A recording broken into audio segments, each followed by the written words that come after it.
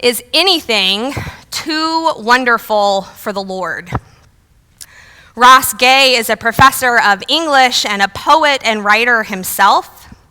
His works include Catalog of Unabashed Gratitude, The Book of Delights, and his most recent work, Inciting Joy.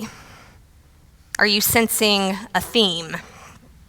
On his website, Ross describes himself as one who is interested in joy, one who wants to understand and is curious about joy, one who studies joy. Is anything too wonderful for the Lord? When asked once where his deep attentiveness to joy finds its origin, Ross Gay first laughed. All of those intimate with joy seem to lead with laughter, the contagious kind of laughter, the kind that rocks your shoulders, brightens your eyes, and beckons others to join. It reminds me of two others who share a deep attentiveness to joy, so much so that they wrote a book about it, The Book of Joy, by Archbishop Desmond Tutu and His Holiness the Dalai Lama. And the giggles of these two men, and they are giggles. If you go back and you see any of the occasions where they appeared together, they are giddy, they are playful, and they always were. And their time together and their laughter and their giggles was a song of joy, a song that Bishop Tutu now shares with the company of saints of which he is a part.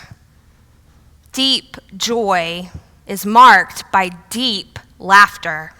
And Ross Gay laughed when he was asked about the origin of his attention to joy. And then he shared a story about his father. He said that when he and his brother were growing up, they were always tempted by the button in the car that released the windshield wiper fluid. They always wanted to push it.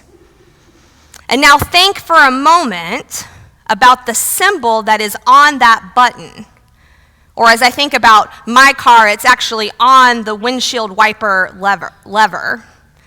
The symbol is of dotted lines. They come up as one and then go out in opposite directions, representing the wiper fluid that is activated when the button is pushed. Ross Gay's father, however, told a different story. He wanted to discourage his young sons from pushing the button, and instead of saying, "No, you may not do that," or "I don't want to ever see you pushing that button," he told them that the picture on that button was of a flower, and that if the boys pushed the button, the car would turn into a flower. And not only that, but where there are flowers, there are bees. And if the car turned into a flower, there would surely be bees, and the threat that the boys might be stung. Imagine the laughter filling the car as Ross's dad told this story, and the joy that the boys knew and marinated in as they imagined turning the family car into a flower. Imagine the laughter and the joy that continued as the boys remembered and retold the story once they were drivers themselves. I wonder at the smiles that must still happen at every oil change when either of these now grown men are asked, "Would you like us to top off your wiper fluid?" I should also add that in addition to being a writer and a poet, Ross Gay is also a gardener, a community gardener, and describes his garden as a mystical space. Because how could he not describe it that way? Delighting in crops of dandelions, or are they Dodge Caravans? Seemingly simple, and yet powerful joy. Is anything too wonderful for the Lord? That is the question that the visitors ask of Abraham and Sarah today by the oaks of Mamre. Doesn't that sound like its own mystical space, the oaks of Mamre? Trees are an important image in the book of Genesis. God comes to speak to God's people among the garden and in the midst of the trees. Our story today is no different. The three visitors, this image of our three-in-one God, walking and talking, eating and dreaming with the people of God. God communing with Abraham and Sarah by the oaks of Mamre. God tends to their joy. God practices delight. And it's all in the context of hospitality. Abraham and Sarah outdo themselves as hosts.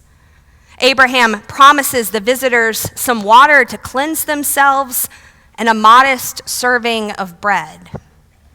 Instead, the visitors are served a feast of not only freshly made bread, but also a fatted calf and curds and milk. Abraham offers the Lord abundance, perhaps knowing that his own abundance comes from these mysterious visitors. And also think about the time involved here. The time to make the bread, the time to go out and prepare the calf. They have time to be and dwell together. Sharing hospitality is sacred and vulnerable. When we get up close with one another, when we share space and time, surprises and disruptions are bound to happen. Even more so when we share space and time with our Creator. Abraham and Sarah already know this. They have new names and a new home because of the surprises and disruptions that have come from listening and dwelling with God. And here, by the oaks of Mamre, while sharing space, time, and the gift of abundant hospitality, the visitors remind Abraham and Sarah of the promise of a great family. We might imagine the twinkle in the visitors' eyes as they inquire, "Where is your wife, Sarah?" Because they know. They know she is there in the tent listening, and they want her to listen as they repeat the promise that Sarah will have a son. Oh, the ridiculous absurdity of it all, the surprise, the disruption, the glorious impossible.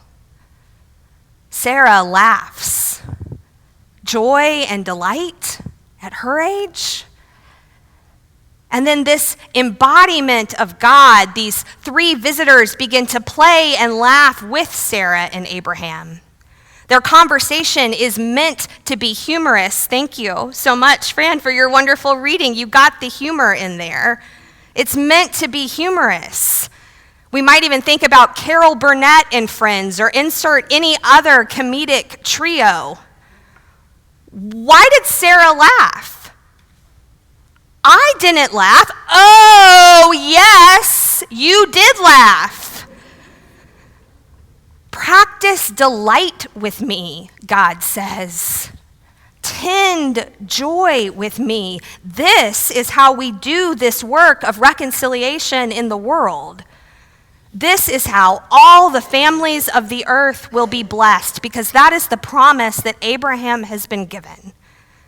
That through him, through this great family, through he and Sarah, all the families of the earth, nothing short of that, all the families of the earth will be blessed. Is anything too wonderful for the Lord? And in time, Sarah's laughter gives birth to laughter. Her son, Isaac, whose name means one who laughs, because the blessing of all the families of the earth promised to and in Abraham begins with joy. It begins with laughter, with delighting in abundant feasts and in crops of Dodge Caravans. This is laughter and joy and delight that do not ignore the harsh realities of the world, but that confront them and defy them. The other thing to know about Ross Gay is that he is the son of an African-American man and a white woman who were married in the years and in the era of Loving versus Virginia. He and his brother are Isaacs of a sort, laughing at a world that would deny the dignity of their parents' love and of their own humanity. As Ross says, joy has nothing to do with ease. There is so much lamentable in our world, so much justice for which to strive, and I wonder how often we connect the striving for justice with tending joy and practicing delight. It's a good month to think about that. Ross Gay has some thoughts about that as well. He says, I often think the gap in our speaking about and for justice or working for justice is that we forget to advocate for what we love, for what we find beautiful and necessary. We are good at fighting, but imagining and holding in one's imagination what is wonderful and to be adored and preserved and exalted is harder for us, it seems. We are good at fighting, but imagining is harder for us, it seems. And in response to that, today a feast is prepared by the Oaks of Mamre. And our 3-in-1 God invites our imaginations to the table. Is anything too wonderful for the Lord?